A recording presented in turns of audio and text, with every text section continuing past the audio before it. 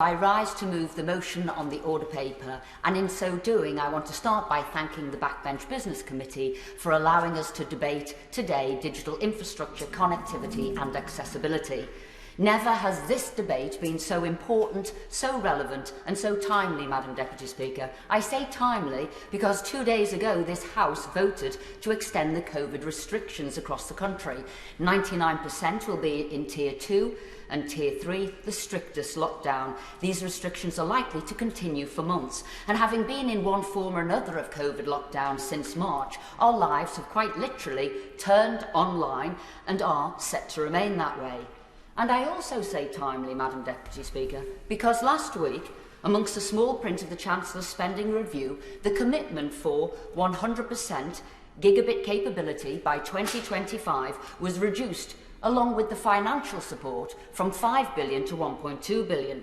And it is vital that today we get the original full fibre gigabit capability manifesto commitment reinstated. Because reliable online connection isn't just nice to have, it is a necessity. Even prior to the pandemic, the country's digital infrastructure already needed improving and upgrading. The National Audit Office reported internet demand was growing at 40% a year, and according to the National Infrastructure Commission, growth would have resulted in demand outstripping supply for the part copper, part fibre section between 2030 and 2040. And added to that, as we all know, the coverage is very much dependent on where you live. Cities are much better than towns or rural areas. As it stands, the industry boasts that 96% of the country has at least 24 megabits capability. But this is a million miles away from where we need to be as a country, with so many people complaining they have unreliable connectivity and slow speeds. The figure needs to be 1,000 megabits per second, not 24. The real experience on the ground is this. In parts of Tatton and across Cheshire, constituents of mine have been informed by BT and Openreach that their properties simply do not qualify for commercial rollout of broadband because their homes are too far away from a cabinet and installation is too difficult and expensive to be delivered as part of the universal service offer. This means that across my constituency, broadband accessibility can vary from street to street depending on the location of the box. What we have seen developing in this country is a digital postcode lottery, a digital divide. Dr. Helen Hosker of Wilmslow told me that she has very slow broadband speeds because her home is too far away from a cabinet. Dr. Hosker, a retired GP, is now struggling to work remotely for the COVID Clinical Assessment Service. As she rightly remarks, the current service is unlikely to support any developments with home working for myself and my neighbours. This situation will only worsen over time as reliance on technology increases. This is unacceptable when reliance on the internet has become a key part of everyday life. Stephen Chapman of Knutsford explained how over the last 7 years he's had 64 visits from Openreach due to faulty broadband. Stephen highlighted the scale of the problem my constituents face when he explained there are 16 other properties in his postcode that average 2 megabits or less, impacting on his business and on his life, saying quality of life is now dependent on internet access.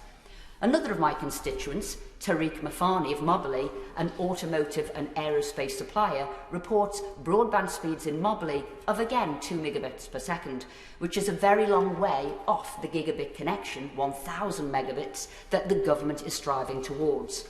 Tariq also points out that COVID has brought about a shift in behaviour, not just going online, but people wanting to move out of cities and to the countryside and to work remotely. Yet it is rural areas that most urgently need their digital infrastructure improved.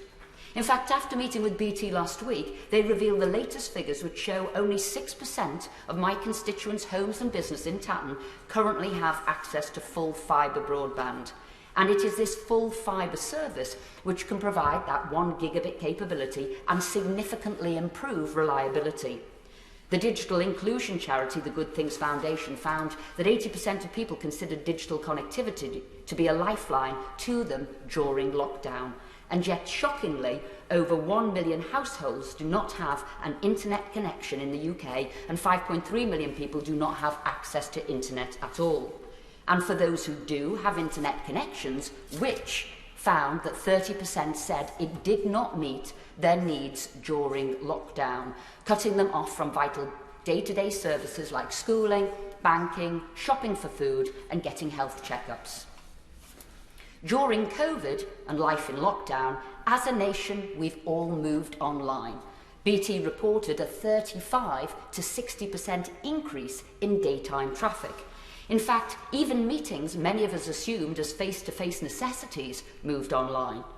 GP appointments, the Health Foundation estimates over 700,000 patients are turning to phone and online video appointments.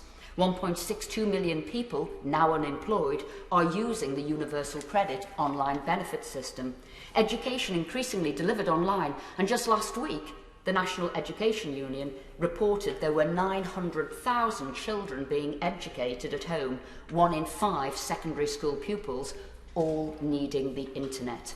But with an estimated 2% of the 9 million UK households with children not having internet access, that's approximately 560,000 children whose ability to get a good education will have been disrupted during lockdown. Being online is now crucial to everything we do. And yes, the NHS Test and Trace app relies on dependable broadband too. Digital infrastructure has to be the #1 infrastructure project this government delivers. So today I am calling on the government to reverse its decision to downgrade full fibre rollout and instead reprioritise it, rev it up, put the money back in the pot and deliver the full fibre service this nation so desperately needs. The government's levelling up agenda depends on nationwide digital inclusivity. If we give up on this manifesto commitment, fail to invest in our digital infrastructure and refuse to take the urgent action necessary to level up and fix the digital divide, we will be trying to deliver the levelling up agenda with one hand held behind our back. I applaud the government's commitment to a £4 billion levelling up fund as part of the recent spending review, and yet it is the rolling out of broadband which would itself facilitate levelling up and drive forward social mobility. That money needs to go back in the broadband pot. As the Department of Communities and Local Government succinctly described, digital equality matters because it can help mitigate some of the deep social inequalities derived from low incomes, poor health, limited skills or disabilities. And with broadband taking on an ever more important role in our lives, it is high time it is elevated to status of utility and that we remove any impediments to delivering this essential service to the country. I fully support the Telecommunications Infrastructure Bill, which recognises broadband as essential as water or electricity. By recognising broadband as a utility, all new homes will automatically be built with super-fast internet. Furthermore, telecoms providers will be permitted to install broadband into pre-existing premises in the same way a water provider would be permitted to install water pipes. As we recover from this pandemic, lifted by the news of a vaccine, we need to be lifted by the news of the reinstatement of the full fibre rollout too, which will provide all sorts of desperately needed jobs as we seek to recover from the COVID recession. Over 10,000 jobs could be delivered in delivering the infrastructure and once rolled out, create 1.2 million skilled jobs by 2025, which could add more than 59 billion to the economy by 2025. The UK has lagged behind European neighbours and much of the world in its fibre coverage. It's time to drive this agenda forward as the UK sets forth as an independent sovereign state. Digital connectivity is no longer a luxury or even a priority. Digital connectivity must be our #1 priority. I appreciate money is tight, but this needs to be the country's top infrastructure project. And I can tell the Minister that my constituents would prioritise this over high speed 2 any day of the week. Questions for the Minister. Does he agree with me that this must be the country's #1 infrastructure project? If not, what is? 3, can he confirm digital infrastructure will obtain status of utility? And 4, will he meet with me and the Blue Collar Conservative Group to ensure that the 3.8 billion removed from the full fibre delivery pot is put back in so that 2025 commitment can be reintroduced? Yeah.